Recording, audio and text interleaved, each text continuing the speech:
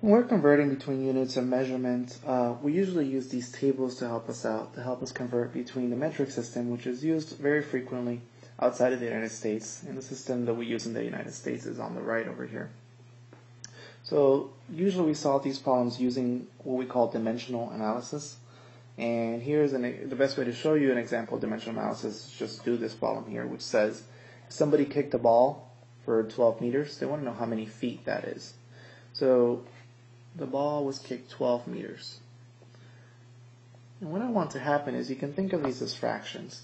I want meters to cancel with meters in the bottom, and I want the final answer to be feet. So, and then I just need to find, looking at my table, some conversion between feet and meters that'll help me. And I have this first one right here that tells me that 1 meter is 3.28 feet.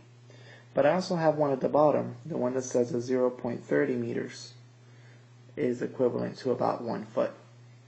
So right now I'm going to focus on this top one right here. In a minute we'll do an example using the bottom one. We're going to get very similar answers. So looking at the top one, I know that 1 meter is equivalent to 3.28 feet.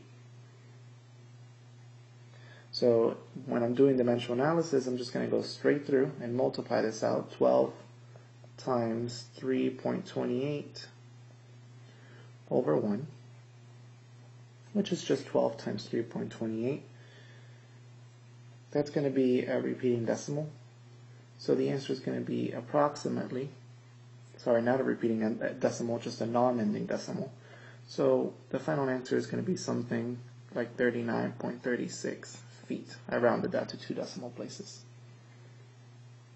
But remember I said that we could also use the bottom conversion, so I'm going to do an example using the bottom conversion.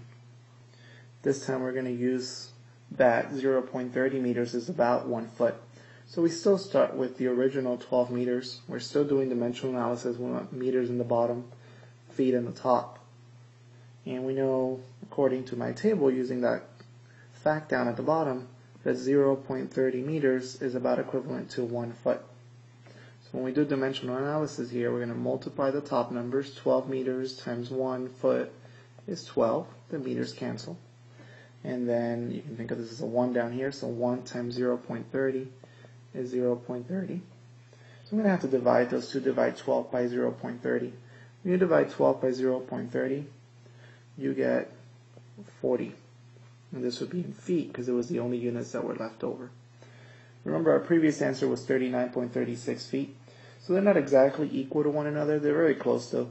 And that happens that's because when we're doing units, conversions between different systems of measurement, we're usually using estimates. That's why you see these squiggly lines here. 1 meter is approximately 1.09 yards, not exactly.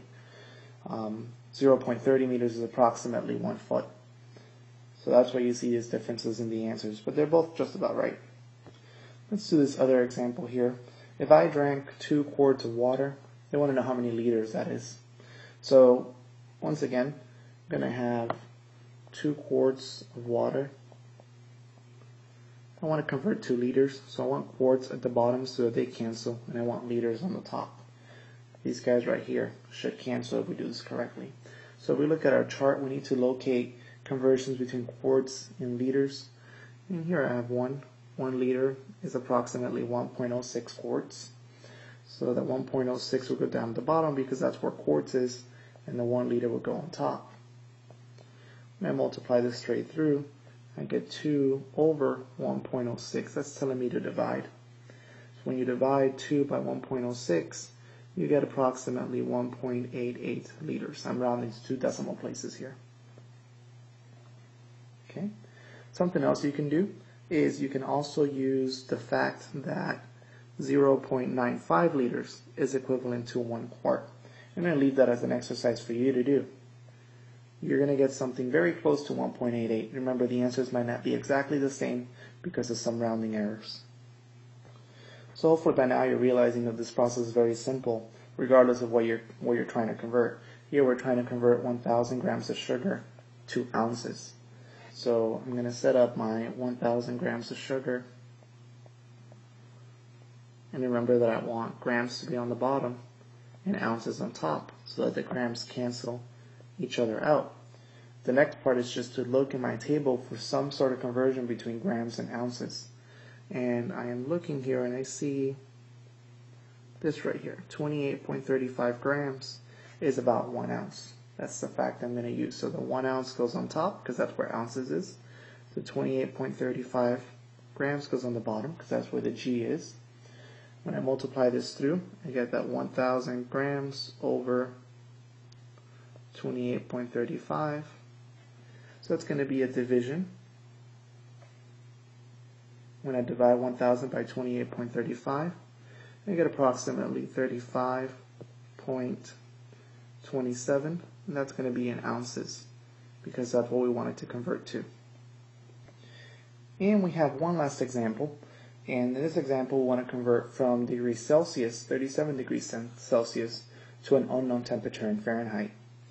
So this one's a little bit different. We can't really do temperature using dimensional analysis because it turns out that temperature in Celsius and temperature in Fahrenheit is not an exact conversion. We can't just boil it down to one number represents another number in a different number system. So we have to use a formula.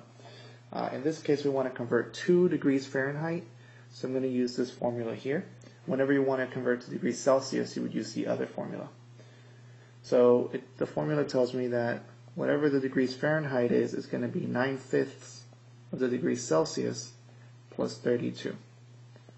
So I know how many degrees Celsius it is because it was given to me in the problem. It was 37 degrees Celsius. And to do this, I'm going to multiply 9/5 times 37. You can do that any number of ways. You can convert 9/5 to a decimal, multiply it by 37, or take 9 times 37 divided by 5. Either way you do it, you're going to get 66.6. We want to add that to 32 to get the final answer, which is going to be 98.6 degrees Fahrenheit. I did do a little bit of rounding here, so really I should stop using these equal signs. As soon as I start rounding, you should start using the squiggly lines because that means that it's approximately equal to.